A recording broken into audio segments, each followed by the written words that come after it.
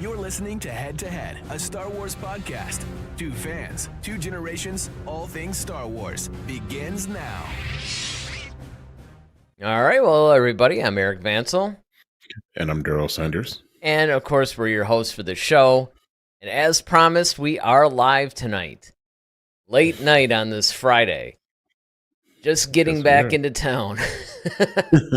But you know what? It's like, hey, and I did, of course, obviously, manage to watch the episodes while I was gone. So, yeah, ready to tackle these two different episodes. Which were actually kind of fun. I mean, they're a little bit dramatic and dark and kind of heavy, actually. Yeah, they were very, I guess when we get into our review, I'll bring that up. But they were very weighty episodes, I would say that. Very weighty, very pivotal episodes. And it's really setting up for the last, probably, quarter of the season now? Yeah, probably. I mean, this thing has basically been... I mean, this is like episodes 10 and 11, and I think there's 15, so maybe even less, because, maybe even less. I mean, there's only like 12, 13, 15? 14, 15. You have 4 more episodes left. Yep. So, it's going to be interesting to see where this goes, actually, because... I know. That's what I was thinking the whole time. Like, man, not the whole time, but like after it wrapped, I was just kind of like, man, okay. This is like, there's not another season of this. Like, this is it. Yeah, and it kind of makes me wonder, like, how far along they're going to... Because we had actually speculated this back in season 1. We said, hey, how many... Like, what time period is this going to cover? And now that we're in the final season of the show, you have to wonder, like, how close to episode 4 is this going to get? Or... maybe not episode 4. Maybe it's more like Rogue One or Rebels or, I don't know, Solo. Yeah. It's like, like where is it where in the timeline between episodes 3 and 4 is it going to end? Or does it actually overlap 4? That would actually be kind of cool if they did something like the Clone Wars. Oh, yeah. Where that overlapped 3. Yeah. If they actually had it to where... it was overlapping 4, because now you're at the time period of the original trilogy, and now, you can actually, I don't know, maybe like, Hunter's like running down a hallway of the Death Star and passes Han and Chewie as they're being chased by the stormtroopers or something. I mean, I don't, you know what I mean? It could be something. I mean, that would be a little cheesy probably, but you know what I'm saying though? It's it overlaps a little bit. Yeah, I mean, that would be cool. I mean, like I said, I just really would love to see how this is going to end and where it ends. That's the 2 big questions for me. Mm-hmm. But these 2 episodes are really, really good. Like I said, really weighty. We got a chance to. We got a chance to get back to Hemlock a little bit. So I know that's been something that you've been wanting to get back to. So, well, but the funny thing about that though, is the fact that, and this is an unexpected thing, and I was actually kind of glad because, yes, I was glad to see it get back to the whole Return to the Necromancer program and Hemlock and all that stuff. But actually, it was really more focused on Dr. Carr, and I think I really enjoyed that part of it. So you're right, it is something that I've been clamoring for quite some time. But, this is something where they basically got back to that story arc, but they did it in such a way, like through the eyes of another character, and how, much like Crosshair, she's starting to see the true colors of the Empire and what's really going on. So... yeah, absolutely. Yeah, I guess we're getting into the episode now. Yeah, I mean, that's pretty much it, I mean, what else are we going to talk about, right? But plus, we got 2 of them tonight. It's not just like one of them. We got to get through like 2, so... true story. Sooner the better, Well, I will say, out the gate, this episode 10, the I would say the reminiscence of Andor was astounding.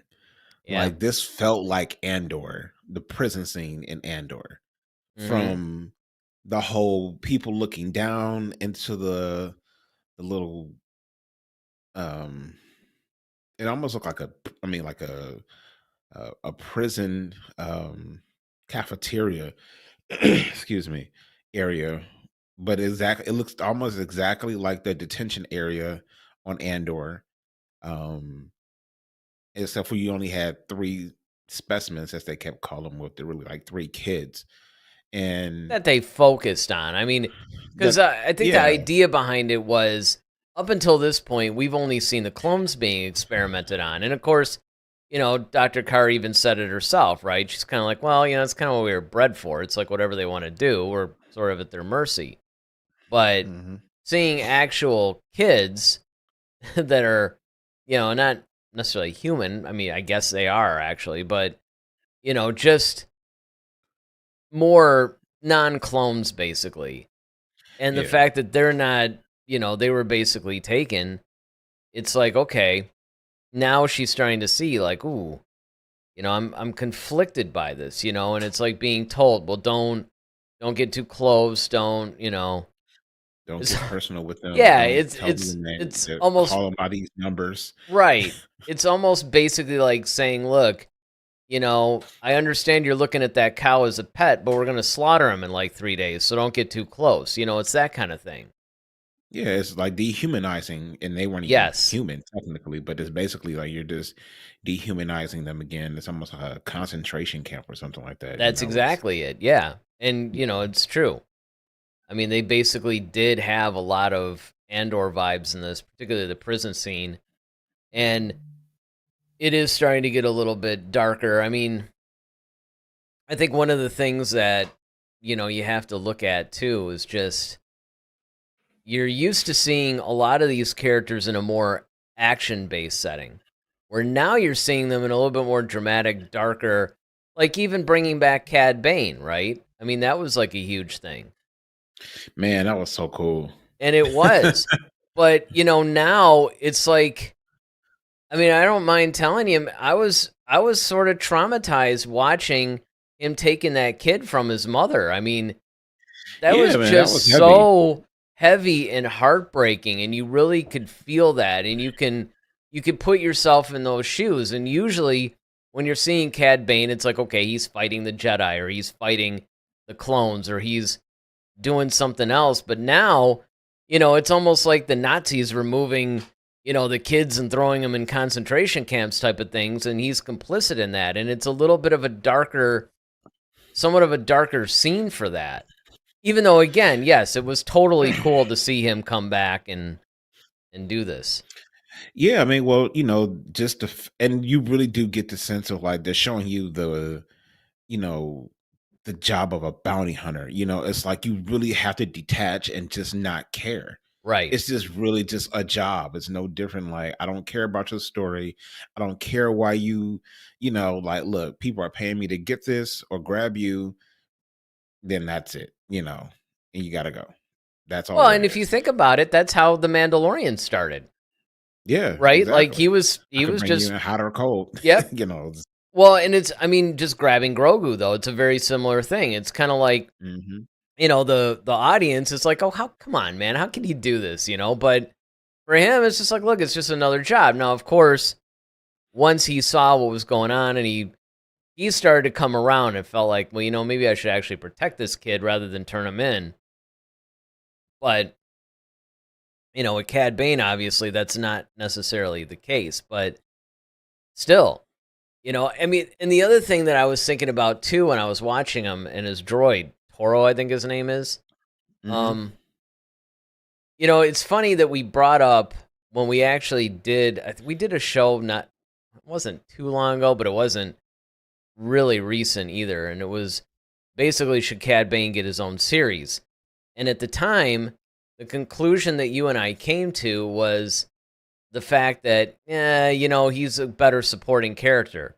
But after watching this episode, I don't know, I really like the chemistry between him and his droid. And it's almost, much like what I was saying about Crosshair and Omega, it's like, wow, I can almost, if it was Cad Bane alone, yeah, that would be tough.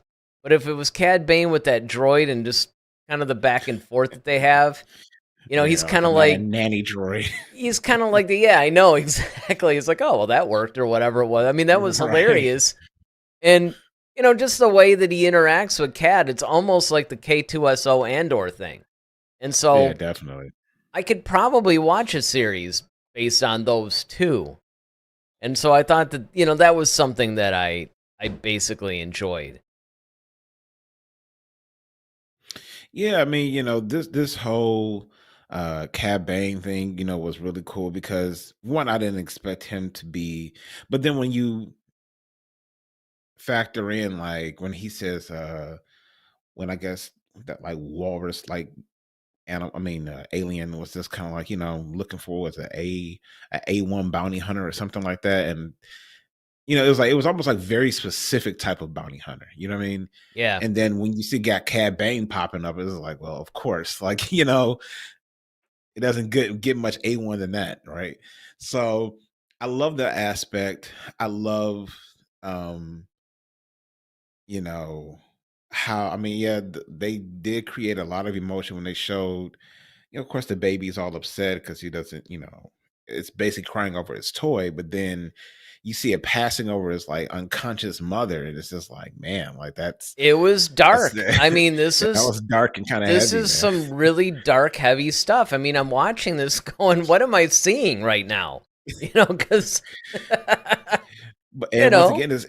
once again, if enforces, even though it wasn't the Empire per se doing it, it's the Empire caused it. So it's still that reach of showing how like cruel and how callous the Empire can be, when it wants its objectives met, and I think that's always being emphasized in this season of the Bad Batch, is that you really are getting to see the vileness of the Empire and when the lengths it's willing to go to accomplish its missions.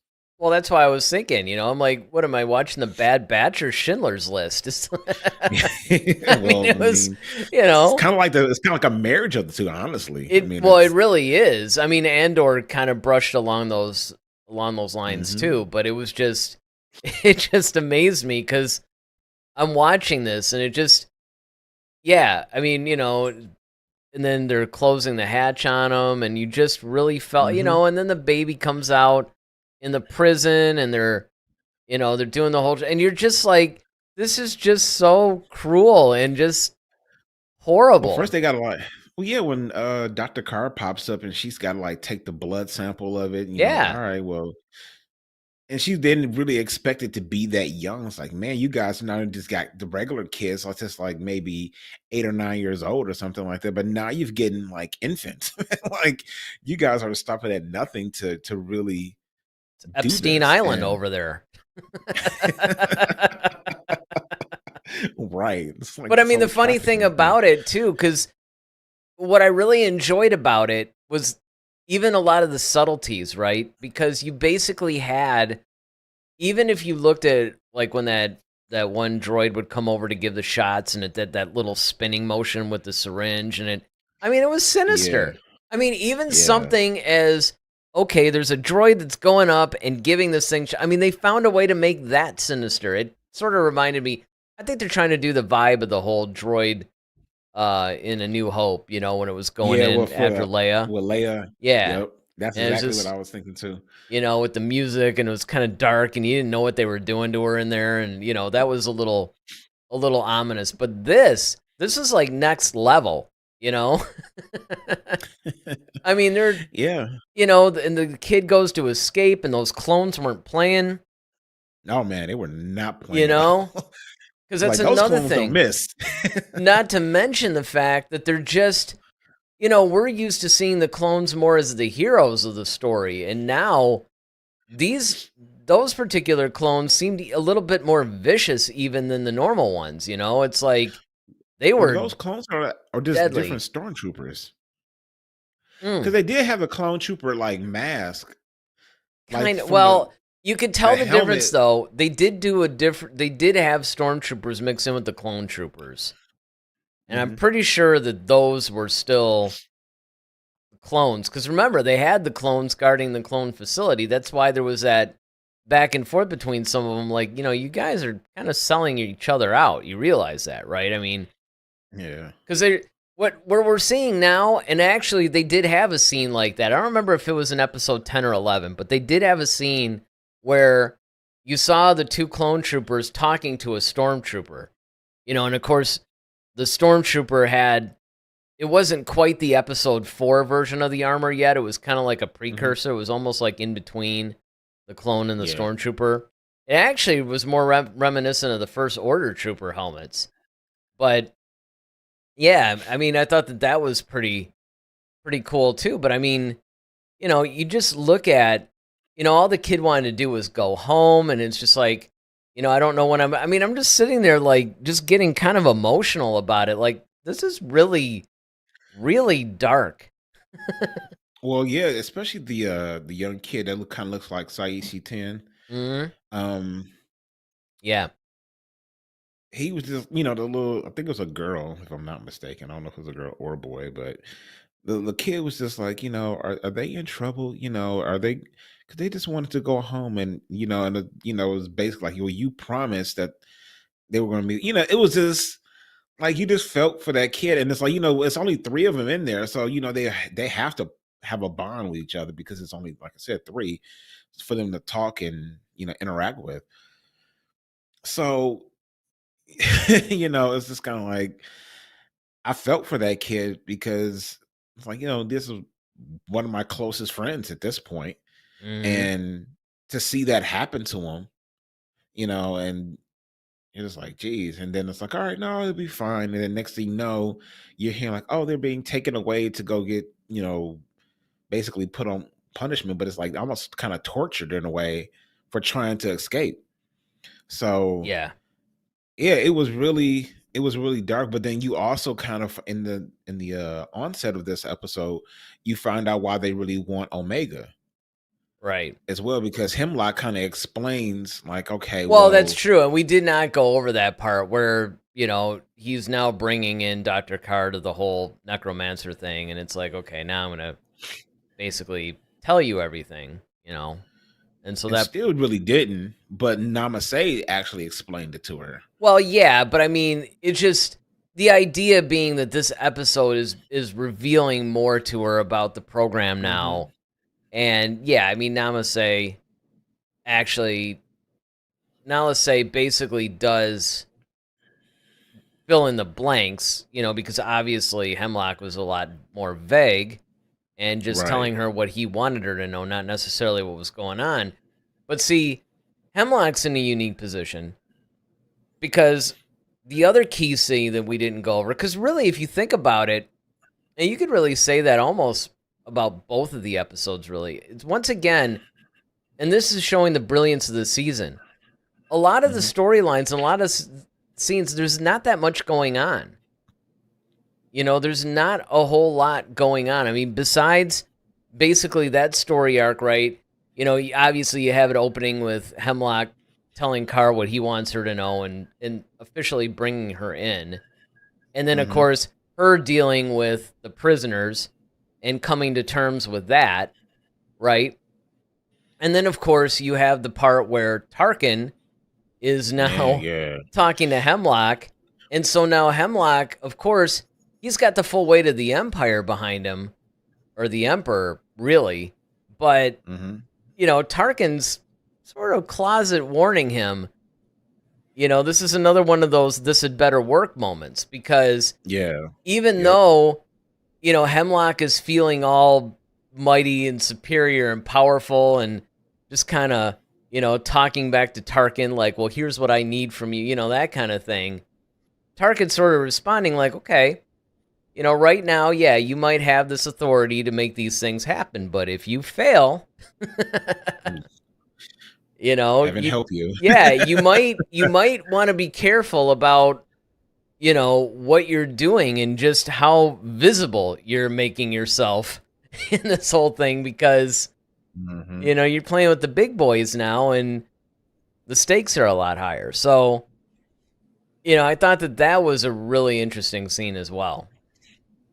Yeah, I mean, I think they really played a lot of different um, aspects and different, I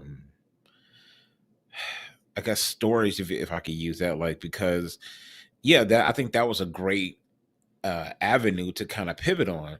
Was that like, okay, Hemlock has always been seen as like kind of the control, and he's always kind of the one delivering orders. But then now you put him on his heels when you have his bosses, basically Tarkin and the Emperor, kind of like, look, all right, we're supporting you, but it's better yield results though. So now it's putting more pressure on him to make sure, okay, like, we gotta get Omega because I can't be on the hook for this stuff. And Mm-hmm. then I gotta be able to deliver to the Emperor. And so then now it's even more imperative that, like, okay, now you see him talking to these like espionage operatives that he kind of has out um looking for Omega. And now, okay, like, Carr is not, and now you're going to see why Carr is going to be a little bit more in danger, just because of the fact of the weight that's on him, like that he's got to pass that off to somebody else. So, and that's the thing, is like when the snowball has got to roll downhill, so as I say. So for Hemlock to pass that on to Carr, and now Carr has the weight of, okay, I got this guy doing all this, but then now I have moral turpitude, because on one hand I want to do my job, but on the other hand, like, I see what's going on and I don't agree with it. And I thought it was a really Right. nice touch when she brought the little the little Saisi 10 style alien, kid was, basically kind of crying and going through stuff. She went and got Omega's old little stuff toy or whatever that thing was, and brought it to her just as a comfort. And it's just, once again, just showing you, like, okay, I do care, but I do care, but I'm trying not to. And Or at there's least I'm that. trying to look like I don't. Yeah, exactly. There you go. Trying to look like you're not caring, but you really do. So I think this was a well done episode, because, like I said, like you said earlier, Eric, I mean, the way, the darkness of it, the heaviness, um, a lot of the scenes just put you in a space like, man, this is really terrible. And could you imagine having to go through this, or being a part of this, and having to go along with it? I mean, that's what I'm saying. Like, on both sides of the coin, you have the ones that are actually being affected by it from a first person perspective, but then you also have another from a second person perspective, of having to administer all this, even though it's wrong. Mm-hmm. That, and Yeah. that's, but then you can't really just get out of it, because you're basically going against it's treason, going against the government at that point. So it's really bringing in a lot of different issues, and I thought that was well done in this episode. Yeah. And I mean, overall, the episode, like you said, was fantastic. And obviously that leads into, episode 11, Yeah, Point of No right. Return, where, I mean, again, it's funny because with this episode, the last episode, like you said, it was kind of like an Andor kind of vibe, right? But Hmm. this episode was trying to return a little bit to what we're used to with the Bad Batch, but it actually started out with kind of a slow burn. I mean, the pacing was Hmm. pretty slow with this thing at first, and Yeah. eventually it really picks up, and now you're doing, it's almost like a subgenre of movies where they basically call them like a siege style movie, Yeah. where it's basically like your heroes are trapped and, they're pretty much surrounded by enemy forces, whatever that may be. I mean, you see it in the Hmm. cases of westerns like El Dorado and Rio Bravo. You see it Assault on Precinct 13. Um, Hmm. of course, the Alamo movie that was, I mean, there's just various different kinds of siege movies that you see pop up in multiple genres, and that's what they were more or less going for here, was that things were starting out okay, but, you know, and in each of these episodes is basically starting to reveal more and more of the overall story arc, and we're starting to converge now. And I think that that is really an exciting development.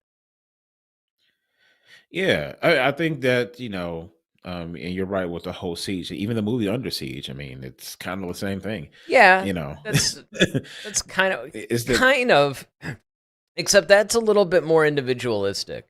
What I'm talking about is you have a group of people. The protagonists are a group, and they're confined to a specific area, and other forces are trying to get at them. It's like a siege style type of a thing, you know. Yeah. Oh, yeah. I mean, it's still the same. It's just whether it's Under Siege who's just one person versus a group. But I mean, like the concept though, and that's what I'm going to get with. But yeah, I mean, definitely, I think that was a really good because it's very rare that you see them, the Bad Batch, almost in a situation where they can't get themselves out of. Yeah. And the whole time in watching this episode, I was thinking like, okay, how are they going to find their way out of it? And that's the thing, is like they really didn't. I mean, there was they didn't. It was almost like one way. It kind of reminded me of Avengers Endgame, where it was just like, the only way was to give Thanos what he wants, and that was the stone. It's like in this sense, the only way to get him out of this was to give them Omega. And because of everything that was at risk, and it was more so like, okay, Pabu is this beautiful oasis. It kind of reminds you of like Greece or Italy or something like that. Just a beautiful country or a planet that's it's a kind of very Mediterranean type of vibe. Mediterranean. Yeah, absolutely, definitely. And so you have these beautiful people walking around. Everybody's friendly. I mean, you see, it feels like home to them. Everybody's treating each other like family. They're helping out with everyday chores, and it's like they can let their hair down almost there, and to have that peace disrupted. I basically was thinking to myself the whole time, I'm like, this is like the animated version of the Equalizer 3. Yes, exactly. I mean, it's exactly same, because that took place in Italy, right? So it was the same kind of. I mean, if you actually look at that town in Equalizer 3, it kind of had the Pabu vibes. Oh yeah, definitely. And it was the same kind of deal, right? And very true. That's another one that could almost, I mean, that's kind of a vigilante type film, but it does cross the siege thing in a way.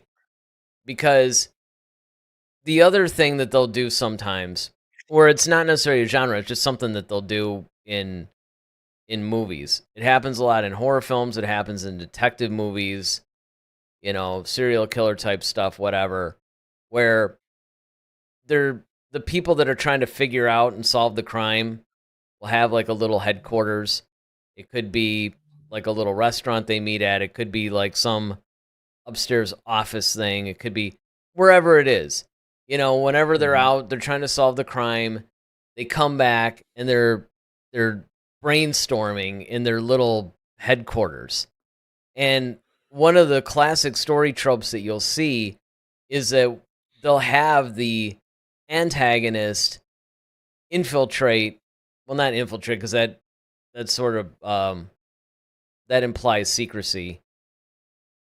It's really more like they'll invade the headquarters or breach, yeah.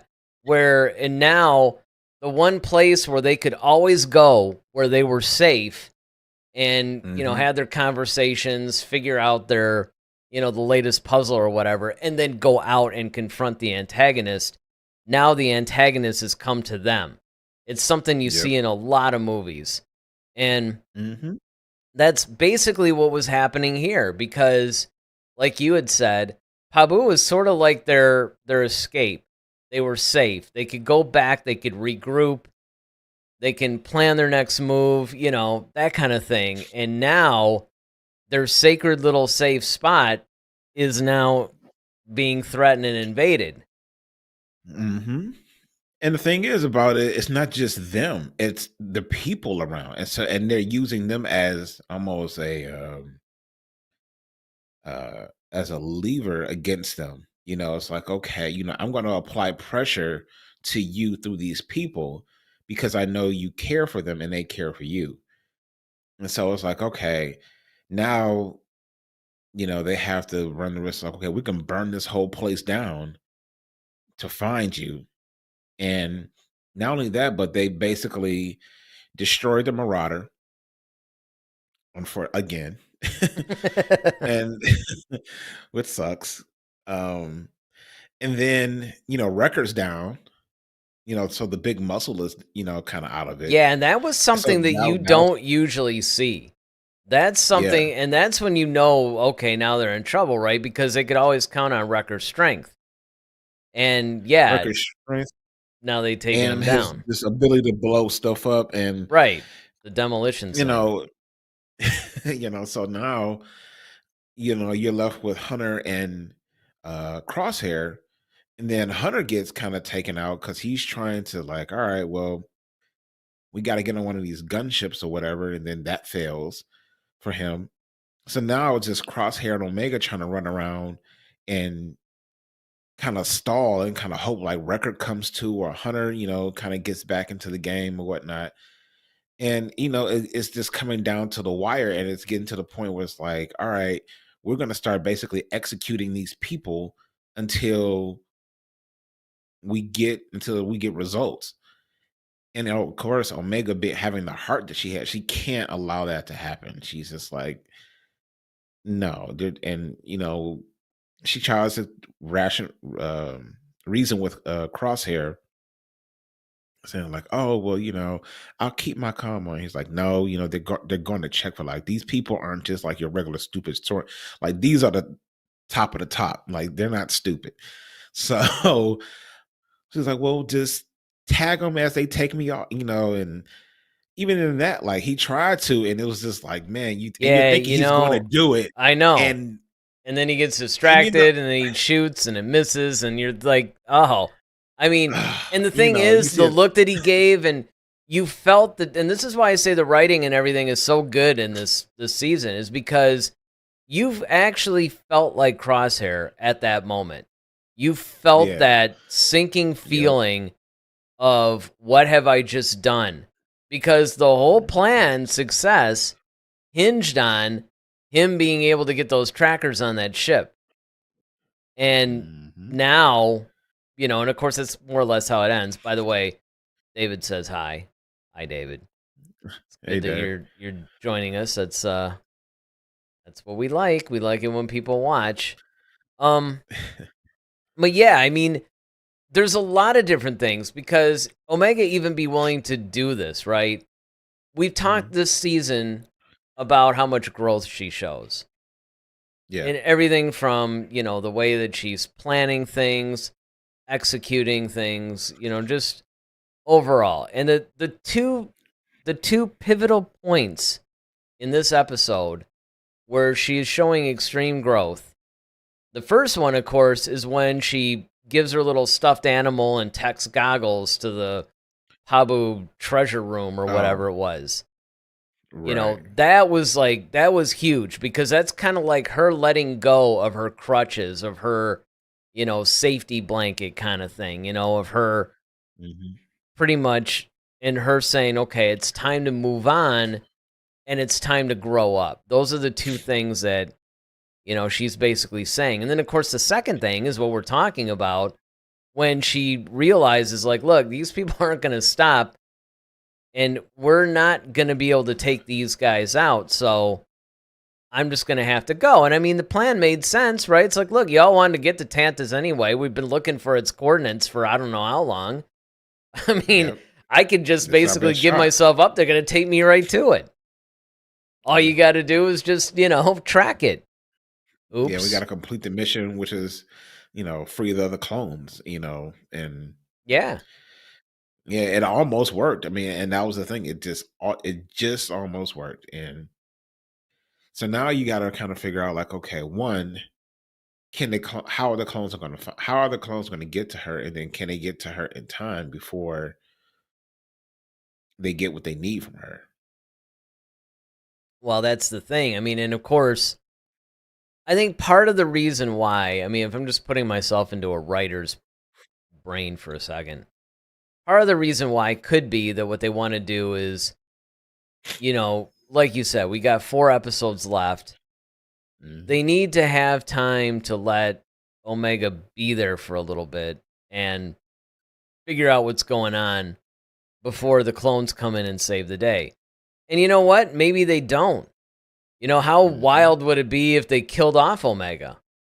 I mean, we don't really see her in the original. I mean, again, I know before people start commenting, yes, I know the original trilogy was written in the 70s and 80s. None of these characters existed. That's the reason why they're not there. But we have to talk about in-universe. We have to talk about... Because look, just because the original trilogy didn't depict the characters doesn't mean they're not around during that trilogy. I mean, look, Cad Bane, he pops up in the Book of Boba Fett. Well, that's after Return of the Jedi, so he's around in the original trilogy. We just don't... I always hate that, too, because people will say, well, you didn't see these people, and, besides the obvious, that obviously they weren't written, but even the in-universe explanation, you're not going to see every character in the world in one film or 2 films or something. You know what I mean? It's like, they're doing something else, guys. We're not focused on them. We're focused on these characters.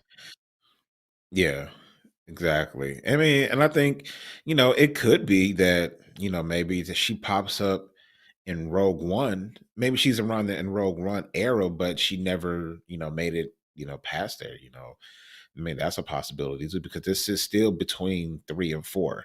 So it could be like maybe Omega or these guys survive, and then maybe they make it to around the Rogue One era, and then something happens to them. We don't know, Well, So you know what? I mean, I honestly think that one of the things that would be really cool is to actually see some characters go, I did my bit for King and Country. Pabu's a really cool spot. We're just going to chill here, have fun. I would love to see that.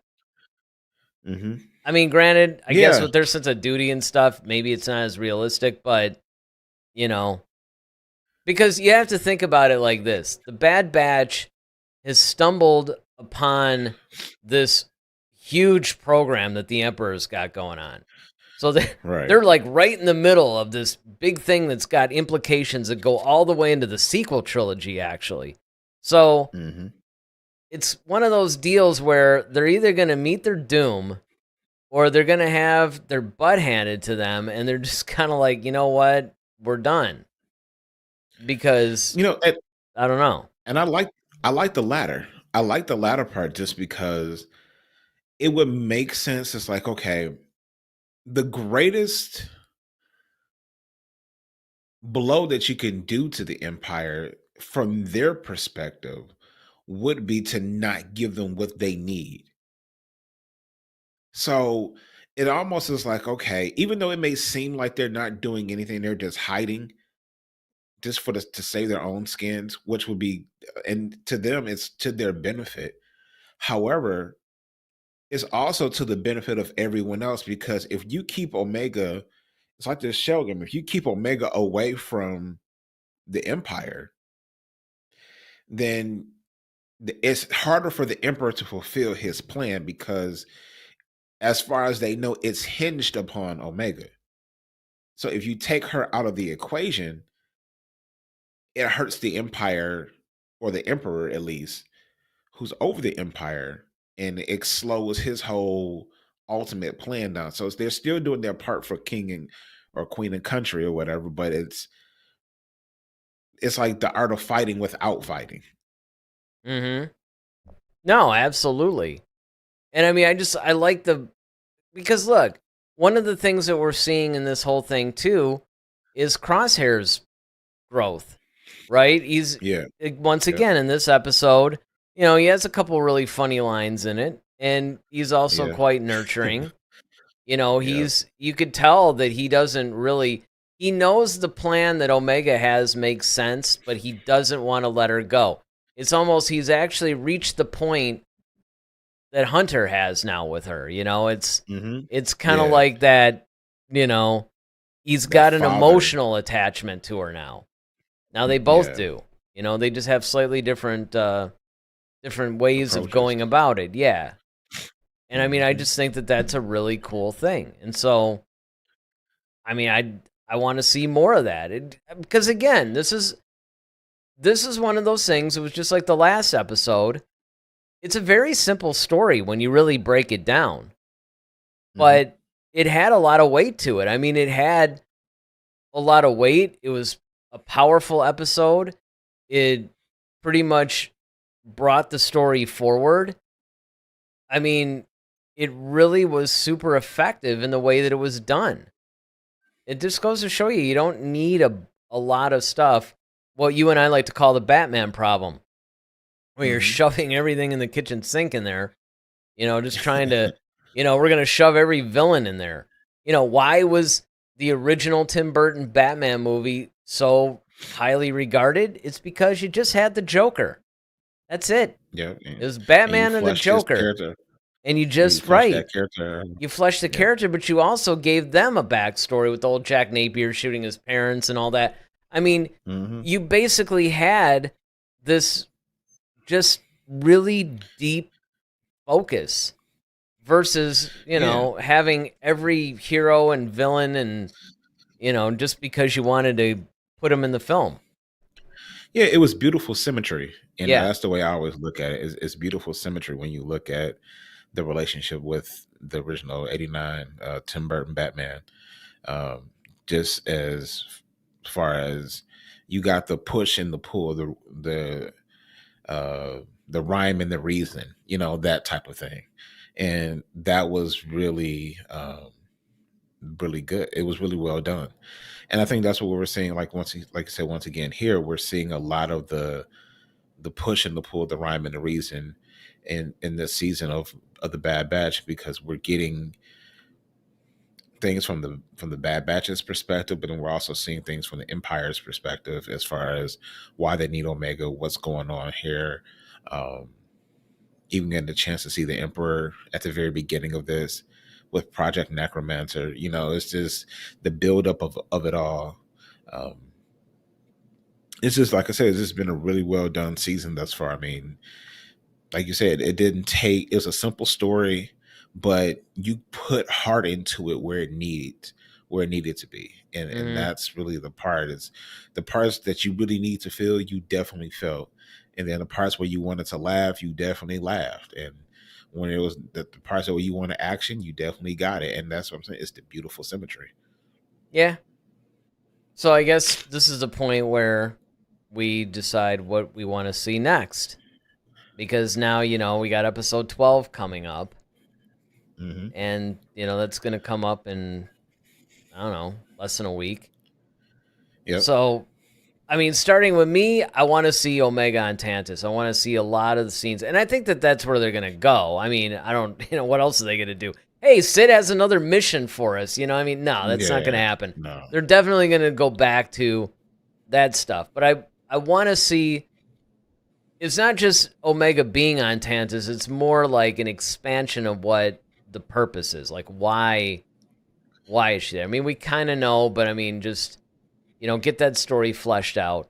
Of course, I wouldn't mind seeing more Cad Bane. I think that they could really utilize him in a very interesting way at this point in the story. And then the thing that I really want to see, probably the most of all, is I want to get the scenes between Omega and Dr. Carr in there. You know, I want those conversations. That's part of the reason why I chose, I always get this wrong, this thumbnail. Because to me, these are the two. Yeah, I mean, I'm sure we probably would have gotten more clicks if I had put Cad Bane up there or something like that. But if you really stop and think about it, when you frame these two episodes, episode 10 is really about Dr. Carr and the revelation that she has about just how despicable this program is and how she might be on the wrong side of history on this one. And she's starting to have that conflict within her. And that's totally what 10 was about. And 11 was about Omega actually, maybe this is her final step of actual final growth. I mean, look, we all grow as we get older. I mean, I'm not saying that, but this is kind of like that final push to put her fully in the adult world. And, she's letting go of the things that she was holding on to that might have been holding her back a little bit emotionally, too.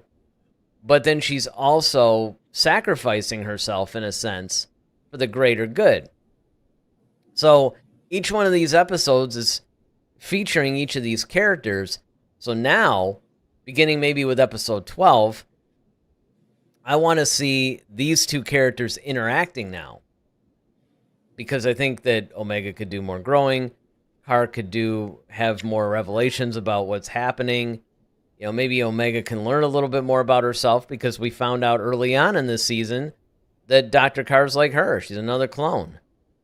So they didn't say she was unaltered though, right? Talk about Car? Yeah. Yeah, I don't think so. I don't either, because I think that was the thing, because it was the implication was that Omega is essentially Boba Fett's sister, because Jango wanted an unaltered clone for himself. Well, Omega's an unaltered clone, so that kind of makes them really, truly brother and sister. Whereas I think Dr. Carr is just simply a clone. Yeah, but I think that's what, to piggyback off what you were just saying. That's my biggest thing is the relationship between Dr. Carr and Omega is going to be very pivotal, I think, in the next episode, because you have, not only are they clones, but they're both female clones. And that Right. was the biggest thing, is that, most of the clones were male. So now that you have two female clones, and now the fact that, what Dr. Carr has seen, and then of course she understands now why, and while Nama said, like, I had to protect Omega, I had to send her away because of Necromancer. Now it's going to be up to Carr to figure out what she's going to do, because when Omega pops up on Tantus, it falls on her now, because she's now the Namaste. Well, the thing about Namaste is I'm sure if she sees Omega back, it'd be like, really? Well, I mean, but she knew, like, okay, the Empire's. Yeah, well, yeah, she knew the Empire wasn't going to stop at nothing to get her, and that's the thing. It's like, but now she's no longer in control to deal with it. Now Dr. Carr has to deal with it, and now Dr. Carr, she's now coming to the realization of, okay, this is what's really going on here. How do I really feel about it, and is it worth me risking my life for this clone, essentially? And I think that's where the fork in the road is going to come in between her. It's like, okay, do I continue what Nalase was actually trying to do and try to get Omega out of here, or do I just toe the line and just, hey, just do my job? Which we all think that it's probably not going to go that route. It's probably going to be more so like, okay, how do I get her out of here? But then now you got to wonder, are they going to free the other clones? Are they going to actually get out? How are our heroes, the rest of the Bad Batch? I would love to see their interaction, because now it's like, okay, when Wrecker comes to and Hunter kind of gets back in, it's like, all right, well, they're going to be looking at Crosshair like, well, how did you let them take her? I was thinking that the whole time. It's like, you're putting Crosshair in a really bad position. If I were a Crosshair, I'd be like, hey, listen, I respect what you're doing and all that, but could you do me a favor? Could you just record yourself saying that this was your idea, so that way they don't give me a bunch of crap about this, along with your explanation and all that stuff, and how I tried to stop you, but ultimately it did make sense. So, if you could just do that, that'd be fantastic. That'd be great. Because of course, yes, you're right. They are going to probably have a negative reaction. Like, you shouldn't have let her do this. You should have, Not only that, but it's not like he's just been with them the whole time. I mean, he's just really kind of gotten back into their good graces. This is exactly. And they're trying to trust him. So now it's going to look like, okay, did you just give her up because, you're you still kind of have that Empire programming, or like, so now you have that conflict that you kind of are probably going to have to sit through as well. So I think that's going to create a lot of interesting dialogue. I think the next episode is really going to be dialogue heavy. I don't think we're going to get a whole lot of action. I think it's going to be more uh, a lot of exposition, a lot of conversations that's going to reveal a lot more. Hey, yeah, and you also got to wonder, there's a lot of outliers. I mean, we're talking about Cad Bane. Don't forget Asajj Ventress is out there too, That's as true. is Fennec Shand. So, Yeah. and I suspect that the Bad Batch is going to enlist the help of Asajj and Fennec and all them to try to rescue Omega. I mean, that would make the most sense. But right, because first they got to get a ship first, and that's the thing. It's like, how are they even going to get the heck off of Pabu? Because number one, I mean, the Empire not only just destroyed the Marauder, but they destroyed like even the little boats that was, So it's like, now how are you? And I think that's going to be their ticket off. If just trying to, hey, look, Asajj, we need you because we need to get off this stupid rock so we can go get Omega. So I think you're right, Eric. I think that's probably going to be the catalyst for them to enlist Asajj, like, hey, we could use you going into this place because you're super good at what you do. You already have a vested interest. What they want from her. Well, and the idea too that everybody forgets is that one of the story arcs that they did when she started coming back to the light side, she wasn't really a fully light side person, kind of gray. But she was actually trying to protect Force-sensitive children. People forget that story arc. I honestly think that that's why they're bringing her into this. Because, as we see in episode 10, right, they're doing these experiments on these Force-sensitive children. If Asajj finds out about that, that's going to, like, kind of trip her a little bit. And, then she's going to want to help. In addition to the relationship that she has sort of begun with Omega at this point and the other clones. Yeah. So, yeah, and I mean, certainly, she's a person. I mean, they're not going to be able to stand against her, I mean, there's really, I'm thinking about it. I mean, even that one Dark Trooper looking dude, I don't know, man. Walker actually, Chadson says, the trailer shows him hitching a ride from Fee Genoa. Plus, another teaser shows Hunter piloting an Imperial shuttle. Yeah, it's funny because I did not watch them, obviously. But I did see that they had released a couple of trailers for, what's coming up. The other thing, too, is I wonder if they're going to... I was always used to them doing kind of a mid-season break.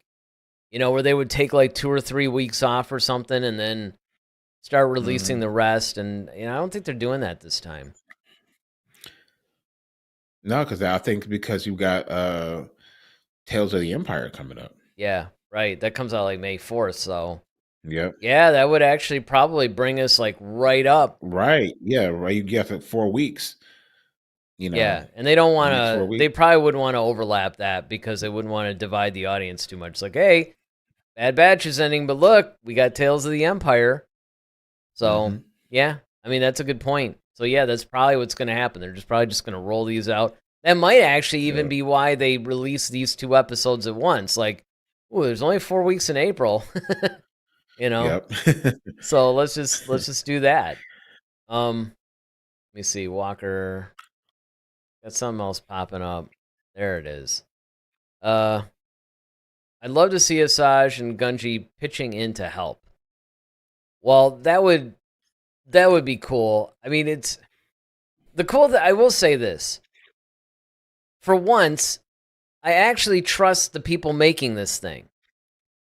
Usually I get a little bit worried, but I'm like, okay, like you guys, there's certain things that I would want to see too. Certainly what Walker brings up would be cool. There's other things too. But I'm actually content to just sit back and let it unfold without being armchair producer too much on this thing because they're doing a really good job. It's kind of like what you and I have always said. Always, always, always. just come up with a good story. The Star Wars fans are pretty fluid. They'll accept a lot of different stuff. I mean, sure, everybody has their little ideas of what they wish would happen, but as long as we get a good story, good execution, we're good. We don't have to go beyond that.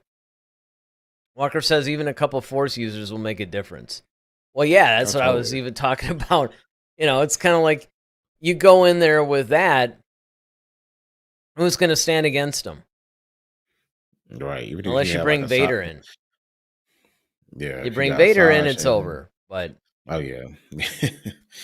Yeah, party's over at that point. Yeah, the party would be over at that point. But yeah, you bring in Asajj, you bring in anybody else that has any Force using ability at all, they're just going to go in and clean house. There's nobody in that compound that could stand against them. So no, not at all. I mean, I just think that's that would just, and maybe that's why they won't do it, because it would be a little bit too easy. Walker goes on to say, but I also think the writers will stick to showing us our clones are capable on their own. And that's another good point, too. That's something that I think they need to do. Because it's easy to go, all right, well, we'll just call it. And that's the thing that's cool about this time period, actually. What I really love about this era is gone is a temptation to just go, all right, we're in over our head. We'll just call it Jedi or 10, to come out and bail us out. It's like, well, now we don't have that. I mean, sure, you can find pockets of them, right? Obi-Wan's still around. Ahsoka's still around. Asajj is obviously still around. You have people that are out there, but they're not really, in a big hurry to ignite their lightsaber and look, I'm a Force-using Jedi, it's... I mean, when you got Inquisitors, you got Vader, you got all these people out there hunting you down, these guys, it's just like Obi-Wan. He went from being one of the great hero generals of the Republic to being like a butcher. Yep. And not the warrior kind either, No, he's at Whole Foods, Right. Because, I mean, it sounds like he's the butcher of Tatooine, right? That sounds okay, well, that's kind of cool. It's like, no. Like you said, He's kind of like at that Tatooine Kroger deli, cutting the bantha meat or whatever. So, yeah. I think that's something that you have to consider. So, I don't know. So far, I'm like, you know what? We can trust the process on this one. So, yeah. I mean, I think that, we haven't actually really been rating these things. We used to do that all the time, and we've been really sloppy this time about rating these things. Yeah, I say for 10, I would give that a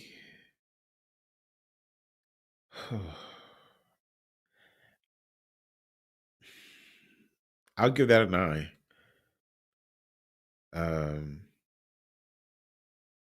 No, you know what? No, I'll take that back. I'll give 10 8.5. I'll give 11 a 9. See, I'm reversing those. I'm going to go with exactly what you were about to say. And that is, I would give a 9 to 10 and 8.5 to 11. Only because I think that the writing, I think that a lot of the emotion, I think that there was just a lot of depth that you don't see from an animated show. Because again, this is something that we had always tried to, when we've been reviewing other shows, and people would be thrown out in, 9s and 10s or whatever, and you and I are like, well, we really want to reserve your 9s and 10s for something that's just like super outstanding, right? You can't just be doling them out to everything. That's like, what was it that you said? You're kind of like, well, when we're reviewing Visions, if you give that an 8, that's really more like a 6 for a normal series. But it's like there's a sliding scale there, right? Exactly. Because grading on a curve, as they say. Right. Because you're kind of like, yes, was it an outstanding episode? Yeah, but it was Visions, so I'm giving it a 5. It's and that's the thing. Walker's got a couple more. It says, But the Bad Batch needs to realize fast that they need to join in Echo and Rex's cause. Unite with the rest of the brothers. They have a bigger chance.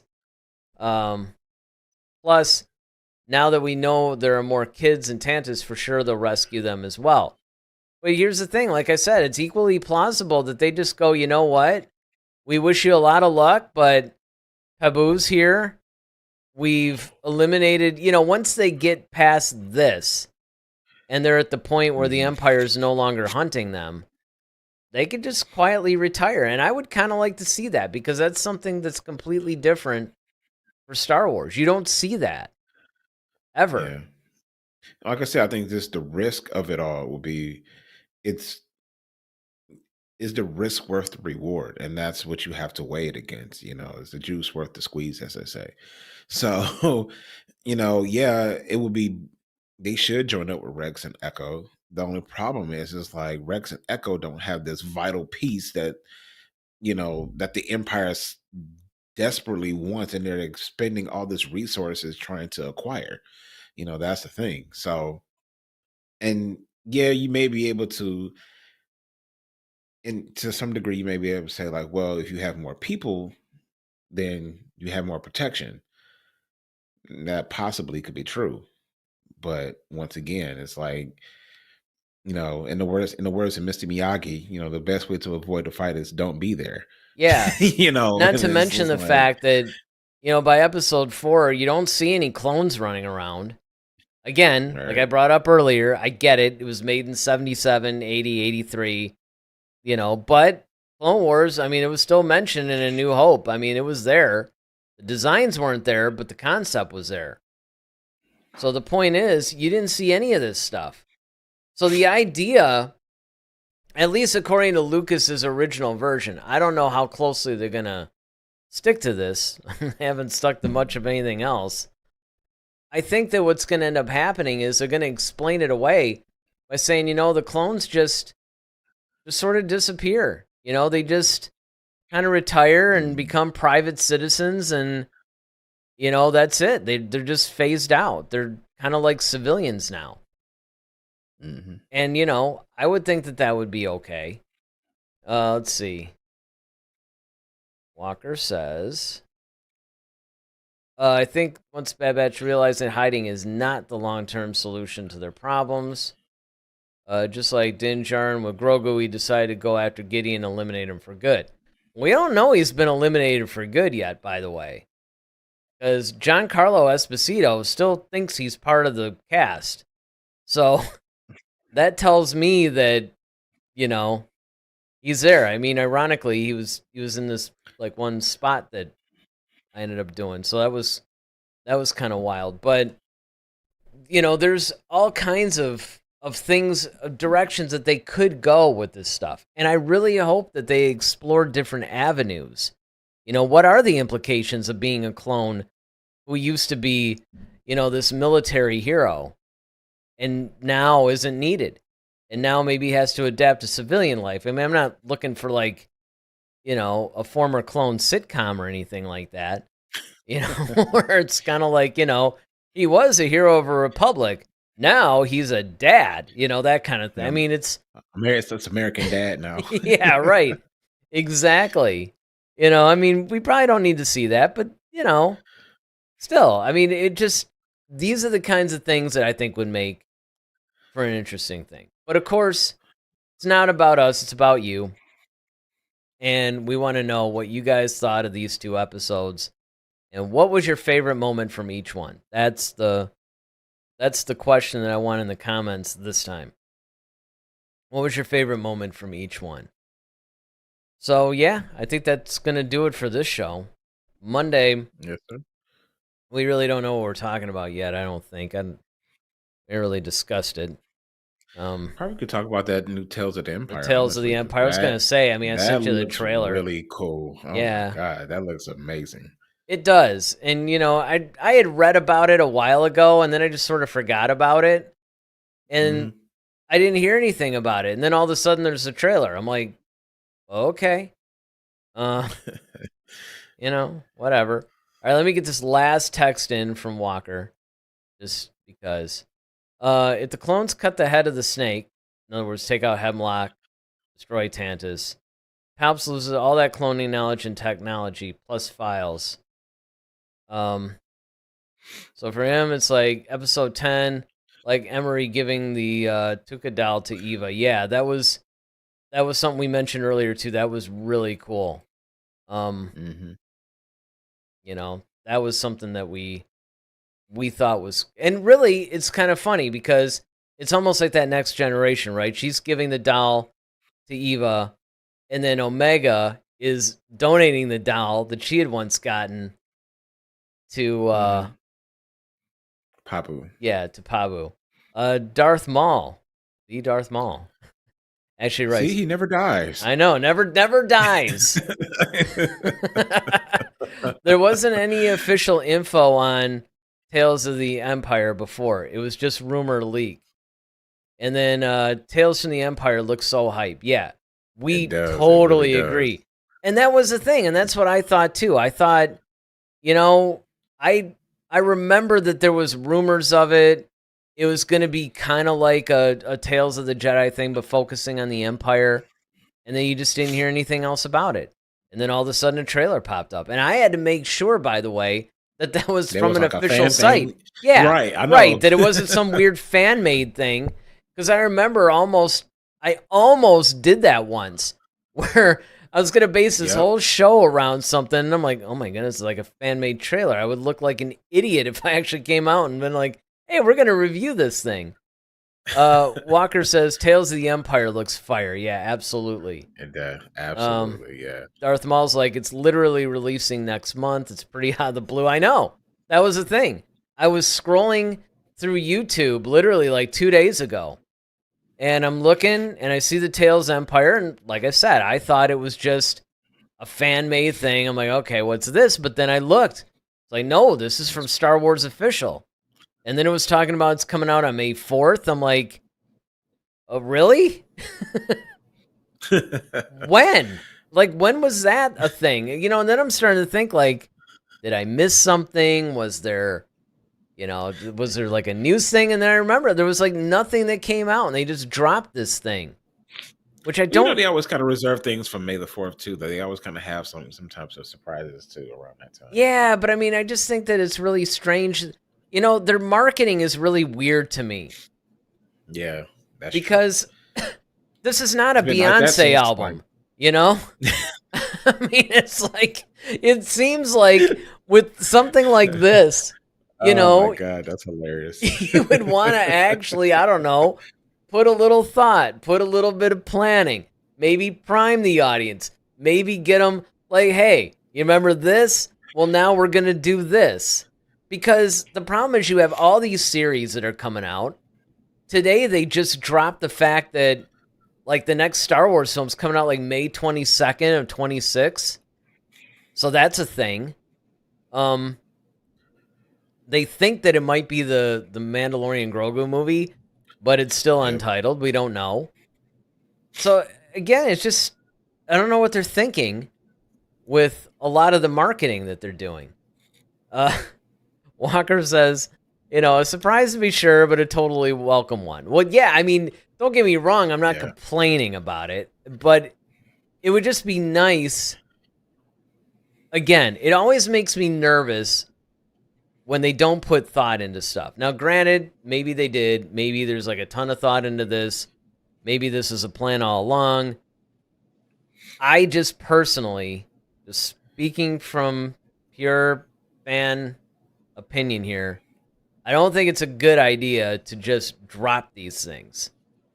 Because then, if they don't rate well, then there's a chance, well, we're not going to let it go to a season 2. Well, that's because you didn't really let anybody know about it.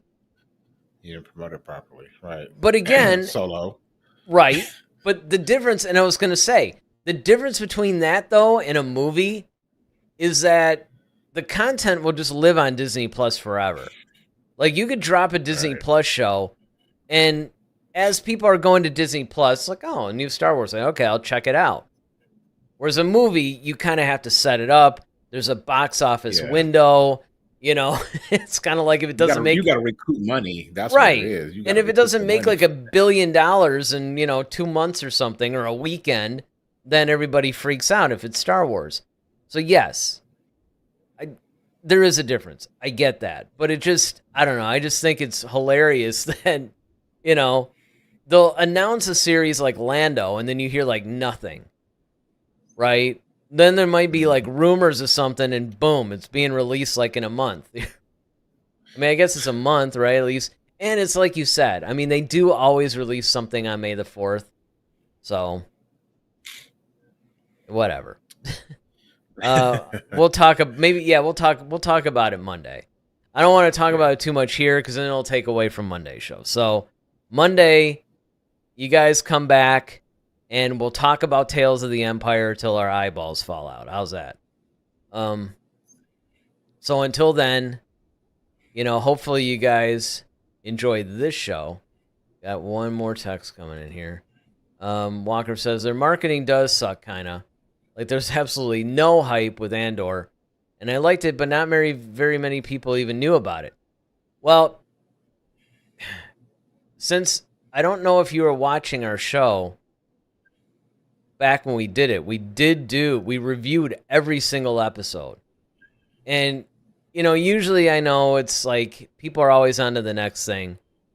But with Andor, I would actually suggest you go back and watch our reviews of that show, if you're a fan of it too. Plus, it's kind of hilarious because, of course, David was writing in constantly arguing with us on why it's terrible, and we were trying to convince him it was good. It's worth watching those reviews just for that alone, because he never missed an episode. You notice that when we were reviewing Andor, he was tuned in every week when we reviewed it. Every week. He wanted to have... Because he wanted to bash it and tell us why we're insane for liking it. So that back and forth alone is worth actually watching those reviews. But there's a lot of really good discussion with a lot of the audience at that time about the whole thing. So you guys should go check it out. And of course, Darth Maul's laughing at that one. So yeah. So definitely check that out. Hey, listen, I mean, while I'm sitting here plugging things, besides the obvious, hit like on the video, subscribe to the channel, because obviously these things help us. I don't have to tell you guys that. If you watch YouTube regularly, every YouTuber in the world is asking you to like and subscribe with graphics and all this stuff. We're just, we're kind of like the homeless dudes that are standing out in the corners or whatever with signs, except ours is saying, please like and subscribe to this video. But besides that, another thing that helps the channel, and it might actually be entertaining for you guys as well, is look, we reviewed seasons 1 and 2 of The Bad Batch as well. You can go back and watch those. I mean, one of the things that I'm doing, which is interesting, is now that Michael Rosenbaum and Tom Welling have the podcast Talkville, I've been going back. I've been doing this ever since they started the podcast. I'd watch the episode of Smallville that they're going to talk about, and then I'd watch them talk about it. And it's fantastic. And that might actually be a cool thing to do for our channel. Go back and watch episode 1 of, The Bad Batch, and then watch a review of it. I mean, I get it, it's a time-consuming thing, right? I mean, people are kind of like, yeah, I don't know, man. But if you like our channel, I promise you that would be a cool thing to do. All right. So, oh wait, Walker's talking about how he discovered us. I just found your channel very recently. I'll browse your channel for Andor reviews. Yes, pump up the views on those. Happy weekend. See you guys next week. Well, yeah, we appreciate it. And we're glad you found the channel. And more importantly, hopefully people follow Walker's, path. No pun intended, right? Because you can. But if you're a new subscriber, chat in. It's like that's part of the whole vibe of this show. I mean, granted, I'm not going to complain about subscribers that don't chat but watch every episode. More power to you. But, it's also cool to get to know you guys. Darth Maul says, Michael Rosenbaum also has another podcast called Inside of You. Yes. He's interviewed many actors, even Sam Witwer. Yeah, no, his Inside of You podcast is a masterclass in how to run a podcast, in my opinion. I remember discovering his podcast when it first came out, and he's actually turned out to be, he's a really, really good interviewer, podcaster. Katie Sackhoff had recently, our very own Bo-Katan, she recently started a podcast. She had Michael Rosenbaum on it because she was on his thing, and she had said that Rosenbaum was one of the reasons why she started a podcast, because she had such a good experience, and she's been trying to learn from him and all that. So, yeah, no, I can't say enough about him and, you know, his overall talents, podcasting abilities. I mean, yeah, he's really great. All right, so Monday we'll talk about Tales of the Empire, and then next Friday we'll be back here for episode 12. So, with that, I'm Eric Vansel. I'm Daryl Sanders. May the Force be with you. Always. Head to Head, a Star Wars podcast. Be sure to follow us on Twitter @HeadToHeadSW. Submit your questions for our next show. Visit our official website at headtoheadswpodcast.com. Until next time, may the Force be with you, always.